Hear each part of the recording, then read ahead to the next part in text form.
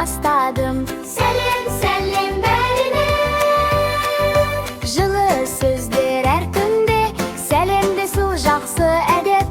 Үйренейік бәрімізде.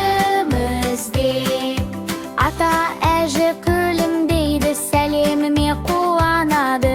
Достарым да қасымда, жүрек шаттық табады. Сәлем, сәлем бәріне. Сәлем айтсаң күн шуақты.